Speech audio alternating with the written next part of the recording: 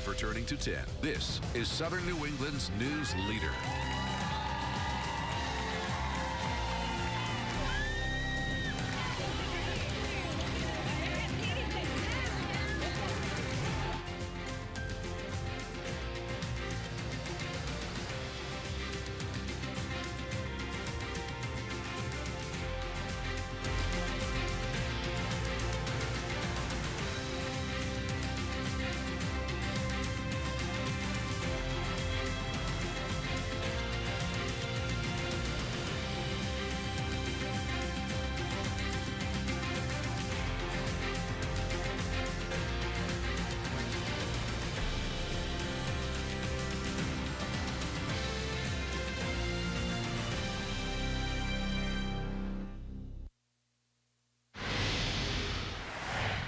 But first we start. A convicted child rapist is expected back in Rhode Island after being arrested yet again.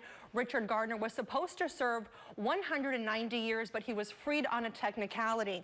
He was arrested last night at a shelter in Boston on a fugitive from justice charge out of Rhode Island.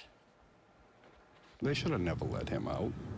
He got 190 years. Richard Gardner, a level 3 sex offender, was only out for a few days before he was arrested yet again.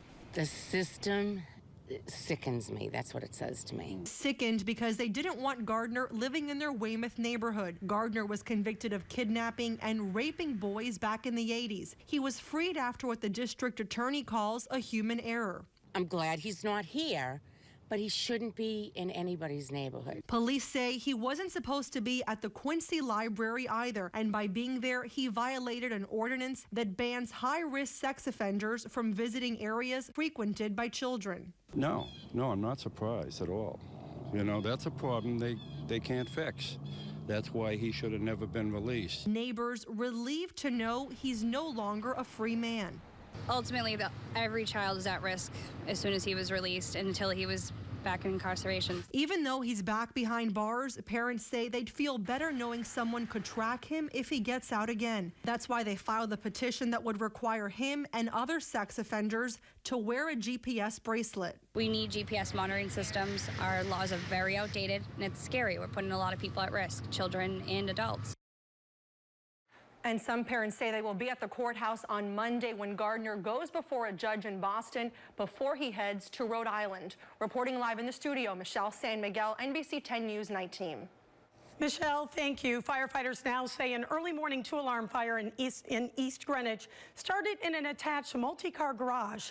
That fire on Tipping Rock Drive, which runs off of Shippey Road, started there, then spread to the attic of the main house. All this happening less than 2 weeks after it had been sold and even before the new owners moved in. This picture was sent in to us from the Providence Canteen. Mutual aid was called in from several surrounding towns. There reportedly were problems getting enough water to the fire scene. There have been no confirmation on any injuries. And a serious accident in Providence involving a police cruiser and a food truck. The crash happened at the intersection of Broad Street and Lenox Avenue at around 2 o'clock this morning. Police say the cruiser was responding to a call when the officer hit the truck. That officer, 2 people in the food truck, and 3 pedestrians on the sidewalk all suffered minor injuries. Police say no pedestrians were actually hit by the cruiser. The crash is now under investigation.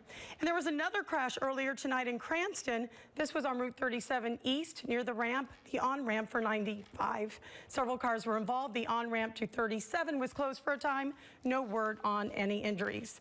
And I think we're out of technical difficulty land right now, RJ Heim. Oh yeah, jinx me. Welcome back. Sure, yeah. We're looking good out there, folks, indeed. But it's a chilly night. Look at the temperatures across southern New England right now.